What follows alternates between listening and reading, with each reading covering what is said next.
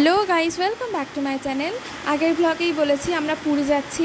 যাই হোক, ট্রেনে কী খেলাম সেটা তোমাদের সাথে শেয়ার করি। ফার্স্টে খেয়ে নিয়েছিলাম মোমো, এটা ঘর থেকেই করে নিয়ে গেছিলো।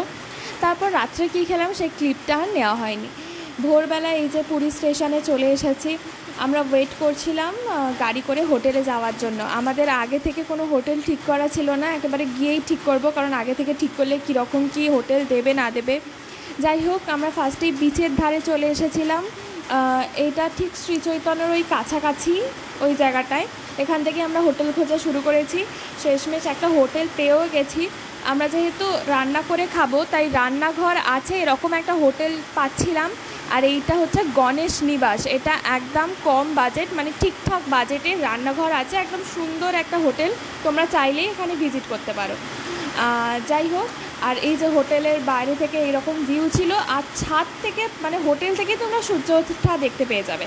আর ছাদ থেকে দেখো সমুদ্রটা তোমরা দেখতে পাচ্ছ। আমার এটা দিনের বেলা ক্লিপ নেওয়া হয়েছিল, কিন্তু কোথায় ডিলিট হয়ে গেছে। রাত্রের ক্লিপটা আছে, সেটাই তোমার সাথে শেয়ার করলাম। বাই।